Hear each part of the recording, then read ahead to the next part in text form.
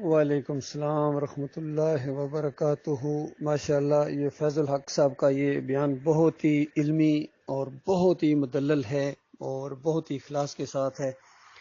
اللہ تعالیٰ ان کے فہم و فراست میں اور اضافہ کرے۔ ان کے ہر نئے بیان سے ہمارے ایمان میں اضافہ ہوتا ہے، اور جس بیان کی وجہ سے کم از کم میرے ایمان میں اضافہ ہو اور ایک نئے انداز سے دلیل سامنے آئے ایمان کو مضبوط کرنے کی، تو وہ گویا مجھے بہت اچھا لگتا ہے۔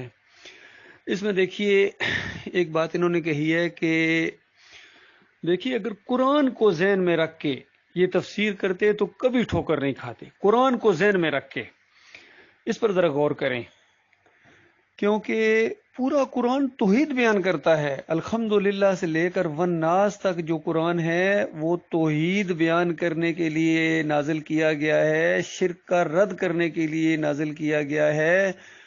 اور مالک فرماتا ہے وَمَنْ أَحْسَنُ قَوْلًا مِّمَّنْ دَعَا إِلَى اللَّهِ، اس سے اچھی بات کس کی ہے جو لوگوں کو اللہ کی طرف بلائے۔ یعنی آسن بات جو ہے توحید کو کہا گیا ہے، آسن القول توحید کو کہا گیا ہے، اور اس کے مقابلے میں کہا گیا ہے وَمَنْ أَضَلُّ مِمَّنْ يَدْعُو مِن دُونِ اللَّهِ، اور اس سے بڑا گمراہ بتاؤ، اس سے بڑا بدعقیدہ بتاؤ جو اللہ کے علاوہ کسی اور کو پکارے۔ یعنی یہ دو چیزیں بیان کی گئی ہیں، ایک آسن ترین چیز بیان کی گئی ہے اور ایک اس کا الٹ بیان کیا گیا ہے کہ سب سے بری بات یہ ہے کہ شرک کیا جائے، کسی اور کو پکارا جائے، کسی اور کی طرف دعوت دی جائے، اور سب سے اچھی بات کیا ہے؟ اللہ کی طرف بلایا جائے، توحید بیان کی جائے۔ اور سورہ یوسف کو آسن القصص کہا گیا، اندازہ لگائیے، سب سے بہترین قصہ، یعنی بہترین قصہ ہے یہ۔ تو بہترین قصہ توحید والا ہوگا یا شرک کی طرف لے جانے والا ہوگا؟ پھر دیکھیے سورہ القمر کے اندر 6 مرتبہ یہ آیت دہرائی گئی ہے کہ وَلَقَدْ يَسَّرْنَا الْقُرْآنَ لِلذِّكْرِ فَهَلْ مِن مُّدَّكِّرٍ، ہم نے اس قرآن کو نصیحت کے لیے آسان کر دیا ہے، کوئی نصیحت حاصل کرنے والا؟ میرے پیارے بھائیوں غور کرو، ہم تو فرقہ والوں کو یہ بات کہا کرتے تھے کہ دیکھو اللہ کہہ رہا ہے آسان کتاب ہے نصیحت کے لیے، اور کتنے مولوی ہیں وہ کہتے ہیں مشکل کتاب ہے، اس کے لیے 16 علوم چاہیے، کوئی کہتا ہے 34 علوم چاہیے، کوئی کہتا ہے پتہ نہیں 80 علوم چاہیے۔ اس طرح کی کر کے انہوں نے کتنا ظلم کیا ہے کہ لوگوں کے دماغوں میں یہ چیز ڈالی ہے کہ یہ قرآن مشکل کتاب ہے، حالانکہ یہ نصیحت کے لیے آسان ہے، اس کے دلائل بہت آسان سادہ ہیں۔ سادہ سادہ انداز کے اندر ہر دور کے اندر انبیاء نے دعوت دی ہے، اسی وجہ سے اس دعوت کو سمجھنے کے لیے، ماننے کے لیے، اس پر جم جانے کے لیے کوئی اسپیشل علوم نہیں چاہیے۔ سادہ دعوت ہوتی تھی انبیاء کی، لوگوں دیکھو یہ آسمان دیکھ رہے ہو، بتاؤ ایک بندہ کہہ سکتا ہے مجھے کوئی نہیں نظر آ رہا کیونکہ میں پڑھا لکھا نہیں ہوں۔ اور بارش نظر آ رہی ہے، بارش ہو رہی نظر آ رہی ہے، بتاؤ کون کہے گا میں پڑھا لکھا نہیں ہوں، مجھے تو پتہ ہی کوئی نہیں، یہ تو مجھے مولوی صاحب نے بتایا نہیں کہ بارش کیا ہوتی ہے۔ دھوپ نظر آ رہی ہے اور ہوا چلتی محسوس ہو رہی ہے، یہ فصلیں اگتی محسوس ہو رہی ہیں، یہ جو سب کچھ دیکھ رہے ہو یا کوئی نہیں دیکھ رہے ہو؟ بتائیے کون کہہ سکتا ہے آگے سے کہ میں پڑھا لکھا نہیں ہوں؟ ہر بندہ کہے گا ہاں بھائی دیکھ رہے ہیں، صحیح آپ کہہ رہے ہیں، دیکھ رہے ہیں۔ اب بتائیے آگے بولیے۔ تو آگے سے یہ ہے کہ یہ سب کچھ تو پیدا کیا ہے اللہ نے، کوئی انکار کر سکتا ہے؟ کوئی بھی انکار نہیں کرتا ہے، سارے کہتے ہیں بالکل صحیح آپ کہہ رہے ہیں۔ اب ایک سوال ہے کہ بتاؤ جن دوسروں کو تم پوجتے پکارتے ہو انہوں نے کیا پیدا کیا ہے؟ بس یہاں مشرک کا منہ لٹک جاتا ہے، بس اتنی سی بات ہے۔ جب منہ لٹک گیا اس کا مطلب ہے اس کے اوپر حجت تمام ہو گئی۔ اب اس کے بعد بھی اگر دوسروں کو پکارتا ہے، دوسروں کے سامنے جھکتا ہے، دوسروں سے مانگتا ہے، تو بس اس سے بڑا پھر گمراہ کوئی نہیں ہے اور اس سے بڑا پھر کچرا کوئی نہیں ہے۔ تو یہ انداز ہوتا ہے انبیاء کا، سادہ انداز ہے، قرآن کی دعوت سادہ دعوت ہے۔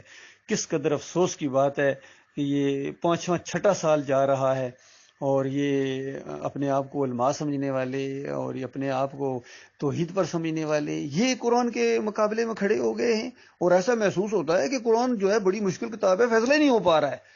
فیصلہ اس لیے نہیں ہو پا رہا ہے کہ ان کے دماغ میں شرک ہے، اور فیض الحق صاحب نے بڑی پیاری بات کہی کہ زبردستی انہوں نے شرکیہ تفسیر کو گھسانے کی کوشش کی ہے، اور یہ تفسیر مشرکانہ تفسیر کے یوسف علیہ السلام کو پورے خاندان نے سجدہ کیا ہے، یہ پورے قرآن سے ایک ٹکراتی ہوئی محسوس ہو رہی ہے، پوری قرآن میں ٹکراتی ہوئی محسوس ہو رہی ہے کہ یہ نہیں ہو سکتا اس طریقے سے، نبی کو سجدہ نہیں کر سکتے ہیں، نبی تو منع کرتے ہیں۔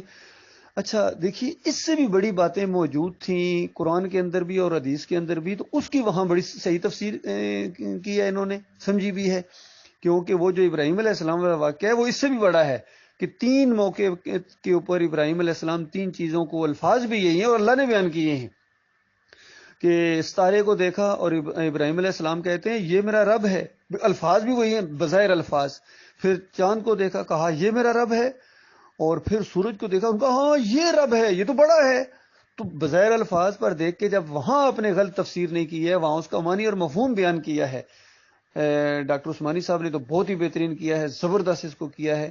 تو محمد حنیف صاحب نے بھی کچھ بہتر کیا ہے، لیکن ڈاکٹر صاحب کا تو کیا ہی کہنا. تو باقی مشرک مفسرین نے تو اس کو پھر کہاں سے کہاں لے گئے ہیں. وہ اسرائیلی روایات میں کچھ ایسی چیزیں آ گئیں کہ پتہ نہیں وہ ابراہیم علیہ السلام غاروں میں رہے تھے، تو جیسا پہلی دفعہ ستارے کو دیکھا تو اس طرح کی باتیں، یا شروع میں اس کو رب کہتے رہے، تو پھر اس طرح کا معاملہ انہوں نے کیا، بے تکی تفسیریں کی ہیں. محمد حنیف صاحب نے بھی تھوڑی سی بے تکی کی ہے، اس پر تھوڑی سی چپتی تھی، یہ کیا کہہ رہے ہیں. وہ کہتے تھے دیکھو آ پہلے لگا دو آ حاضر ربی، تو بھائی اپنی طرف سے کیسے لگا دو؟ قرآن کے بارے میں تو ہمارا ایمان ہے کہ نہ زبر لگائی جا سکتی ہے نہ زیر لگائی جا سکتی ہے. تو وہاں بھی حنیف صاحب نے یہ الفاظ بولے تھے کہ بس آ لگا دو تو یہ سوالیہ بن جائے گی، آ حاضر ربی، کیا یہ میرا رب ہے؟ تو یہ بھی ان کی ایک غلط تفسیر سی. بہرحال اصل تفسیر وہی ہے جو ڈاکٹر صاحب نے وہاں بھی کی ہے. ڈاکٹر صاحب نے اس انداز سے وہ نقشہ کھینچا ہے کہ ایسا محسوس ہوتا ہے کہ جس طرح لوگ جب وہ اپنے اپنے معبودوں کے خاص موقع کے اوپر ان کی بندگی کرتے ہیں، جس طرح سورج کے جو پجاری ہوتے ہیں سورج نکلنے کے وقت اس کی بندگی کرتے ہیں، اس کے ڈوبنے کے وقت اس کی بندگی کرتے ہیں. ظاہر بات ہے جو ستارہ پرست لوگ ہوتے ہیں جب وہ ستارہ خاص طریقے سے نکلتا ہے اس وقت اس کی بندگی کا ان کا موقع ہوتا ہے. اسی طرح جو چاند کی پوجا کرنے والے وہ بھی جب چاند بالکل سامنے نظر آ رہا ہوتا ہے چمکتا، اس وقت اس کے لیے اکٹھے ہوتے ہیں. تو ایسے موقع کے اوپر تنزیہ طور پر جو ہے نا ابراہیم علیہ السلام نے کہا کہ اچھا یہ رب ہے، کیا بات ہے اس رب کی، نا تنزیہ انداز، اور پوچھ رہے ہیں اس کو. اور پھر جب وہ ڈوبا ہے تو پھر اس کے اوپر چوٹ ماری ہے کہ ڈوبنے والے میرا رب نہیں ہو سکتا ہے. تو اس طریقے سے بالکل اپنی قوم کے سامنے ان کے معبودوں کا گویا رد کیا ہے ابراہیم علیہ السلام نے، اور کہا کہ میرا رب اگر میری رہنمائی نہیں کرے گا تو میں گمراہ لوگوں میں سے شامل ہو جاؤں گا. اس انداز سے وہاں تو الفاظ ایسے ہیں جو اللہ تعالیٰ نے استعمال کیا، تو اس کے باوجود ہم نے اس طرح کا معنی نہیں لیا ہے، لیتے ہیں جو جس طرح کے الفاظ ہیں حالانکہ اللہ نے بیان کیے ہیں. اسی طریقے سے صحیح حدیث کے اندر آ گیا، بخاری کی روایت کے اندر آ گیا کہ اللہ تعالیٰ خود فرماتا ہے کہ میرا بندہ جب فرائض کے ذریعے مجھے خوش کرتا ہے تو میں خوش ہو جاتا ہوں، لیکن وہ اس سے آگے بڑھنا چاہتا ہے، نوافل کے ذریعے اپنے رب کا اور مقرب بننا چاہتا ہے، تو پھر اس کے بعد جب یعنی نوافل کا ایک سلسلہ شروع کر دیتا ہے میرے لیے، تو میں پھر اس کے ہاتھ بن جاتا ہوں جس سے وہ پکڑتا ہے، اس کے پاؤں بن جاتا ہوں جس سے وہ چلتا ہے، اس کی آنکھیں بن جاتا ہوں جس سے وہ دیکھتا ہے، اس کے کان بن جاتا ہوں جس سے وہ سنتا ہے، اس کی زبان بن جاتا ہوں جس سے وہ بولتا ہے. اندازہ لگائیے خود اللہ نے ایسے الفاظ، تو زہر الفاظ سے دھوکہ کھایا، اور صوفیوں نے کہا کہ بندہ اللہ بن جاتا ہے، اللہ خود کہہ رہا ہے، ایک سٹیج آ جاتی ہے. تو صحیح مفسرین نے جو محدثین تھے انہوں نے کہا نہیں، اس سے مراد یہ نہیں ہے، اس سے مراد یہ ہے کہ اس کے ہاتھ اللہ کی نافرمانی نہیں کرتے ہیں، اس کی آنکھیں اللہ کی نافرمانی نہیں کرتی، اس کے کان اللہ کی نافرمانی کی باتیں نہیں سنتے ہیں، اس کے پاؤں اللہ کی نافرمانی کی طرف نہیں جاتے ہیں، اور اس طرح وہ گویا پورا جسم اس کا اللہ کی فرمانبرداری کے اندر رنگ جاتا ہے. یہ مطلب ہے اس روایت کا، ان الفاظ کا. تو دیکھیے وہاں ساری جماعت نے بالکل درست موقف اختیار کیا، حالانکہ وہ اس سے زیادہ مشکل مقام تھا. پھر یہ سمائے موتا کے معاملے میں، پھر نبی علیہ السلام کے خواب کے آنے کے معاملے میں، پھر وہ قبر میں اعمال پیش نہیں ہوتے ہیں بلکہ اعمال ہمارے اللہ کے یہاں پیش ہوتے ہیں. اور پھر ان سب سے بڑی بات، سب سے مشکل مسئلہ یہ تھا، یہ بڑے بڑے اکابرین جن کو پوری انسانیت اور یہ مسلمانوں کی عظیم اکثریت عرصہ دراز سے ان کے اوپر لیبل لگ گئے کہ یہ ولی اللہ ہیں، یہ کیا نام ہے غوث ہیں، یہ جناب غریب نواز ہیں، اتنی بڑے بڑے نام اور اتنی بڑی بڑی ان کی پگڑیاں تھیں. تو ان کے اوپر کفر و شرک کے فتوے لگانا کیا آسان کام تھا؟ بہت بڑے بڑے مشکل کام انہوں نے کر لیے، لیکن یہاں آگے پھنس گئے ہیں. سادہ جہاں بات تھی وہاں کے پھنس گئے ہیں، کیونکہ مخلص نہیں تھے، ان کا ایمان صحیح نہیں تھا. تو پھر زبردستی انہوں نے یوسف علیہ السلام کو سجدہ کروایا، جو اللہ کی طرف سجدے کا رخ تھا اس کو زبردستی گھسیٹ کے یوسف علیہ السلام کی طرف لے گئے. بات ان کی بنائے پھر نہیں بنی ہے. ایک کہتے ہیں ایک جھوٹ کو چھپانے کے لیے 100 جھوٹ بولنے پڑتے ہیں، وہ جھوٹ پھر بھی نہیں چھپتا ہے. جنہوں نے ایک شرک کو ثابت کرنے کے لیے، سب سے بڑا جھوٹ تو شرک ہے، تو ایک جھوٹ کو ثابت کرنے کے لیے پھر انہوں نے دوسرا جھوٹ بولا کہ دیکھو اللہ تعالیٰ نے اپنی ایک صفت عیسیٰ علیہ السلام کو دے دی معجزانہ طور پر. کتنا بڑا جھوٹ پھر بھی نہیں چھپا. اور بلکہ یہ معاملہ ہو گیا کہ اب یہ حضرت کیا کہہ رہے ہیں, پاگل ہو گئے ہیں. کہتے ہیں اللہ تعالیٰ اپنی جو صفت جب چاہے جس کو چاہے دے دے. ایک اور جھوٹ بولا, کتنے بڑا اندازہ لگائیے. تو حالانکہ پہلے جھوٹ کو چھپانے کے لیے سب کچھ کیا ہے. تو جو مومن تم کا یہ کیا کر رہا ہے بکواس, یہ کیا اس کے منہ سے نکل رہا ہے, پاگل ہو گیا یہ. تو پھر بولا, اس نے کہا جب سورج چاند ستارے سجدہ کر سکتے ہیں تو پھر انسان بھی انسانوں کو سجدہ کر سکتے ہیں. بتاؤ اس کی مت ماری گئی, اس بیوقوف کی ہوئے سر پھرے کی. تو حالانکہ سورج چاند ستارہ سجدہ کرنے کوئی نہیں آئے تھے نیچے, یہ خواب ہے, خواب کی تعبیر ہوتی ہے. اس خواب کو کوئی نہیں بیان کر سکتا کہ وہاں کیا دیکھا. یوسف علیہ السلام جانتے ہیں یا اللہ جانتا ہے. ہاں تعبیر جو ہے وہ بتا دی یعقوب علیہ السلام نے اسی وقت, کیونکہ وہ نبی ہیں, وقت کے نبی ہیں, اور اللہ کی وحی کی روشنی میں وہ تعبیر بتائی ہے جو حرف بحرف سچی ثابت جب ہوئی ہے تو بیٹے نے اسی تعبیر کی طرف اشارہ کیا کہ میرے ابا جان یہ میرے اس خواب کی تعبیر ہے. میرے رب نے اس کو سچا کر دکھایا, اور غیر محسوس طریقوں سے مالک اپنی تدبیر کو پایا تکمیل تک پہنچاتا ہے. اور پھر دعائیں کی کہ میرے مالک زمین اور آسمان کے خالق, مرتے دم تک مجھے اپنا مسلم اور فرما بردار رکھنا. بتائیے, جو اللہ کو سجدہ کر کے اٹھا ہو اس کے منہ سے اس طرح کی دعائیں نکلتی ہیں, جو سجدہ کروا چکا ہو اس کے منہ سے اس طرح کی دعائیں نکلتی ہیں. سجدہ کرنے کے بعد یوسف علیہ السلام نے یہ دعا مانگی ہے کہ میرے مالک مجھے ایمان خالص پر قائم رکھنا, مسلم کی حیثیت سے مجھے اٹھانا اور صالحین میں شامل کرنا. صالحین سجدہ کرنے والے ہوتے ہیں, سجدہ کروانے والے صالحین نہیں ہوتے ہیں. سجدہ کرنے والے جو اللہ کو سجدہ کرنے والے تھے. تو اس طریقے سے یہ بہت ہی سادہ اس کی تفسیر تھی, لیکن یہ مارے گئے, ان کی مت ماری گئی. اصل میں یہ مخلص نہیں تھے, اور انہوں نے جب گنجائشیں نکالنا شروع کر دی, پہلے طاغوت کے معاملے میں نرمی آئی, وہاں نرمی آئی تھی, اسی وجہ سے پوری جماعت نے ایک مشترکہ طور پر ان کو کہا کہ دیکھو یہ آپ کے الفاظ صحیح نہیں ہے, مناسب نہیں, اس کی اصلاح کریں. تو انہوں نے اسٹیج سے توبہ کی, معافی مانگی. کاش اس پر قائم رہتے اور سچی توبہ ہوتی, ان کو ندامت ہوتی تو یقین کیجیے پہلے سے زیادہ مضبوط ہو جاتے. ہم تو یہی سمجھے تھے, ہم غیب تو نہیں جانتے, دلوں کا حال تو نہیں جانتے, ہم تو ظاہر پر معاملہ کیا ہم نے. تو پوری جماعت نے یہی فیصلہ کیا تھا ان کو دوبارہ انہی کو قائم رکھا جائے, تو ان کو قائم رکھا گیا.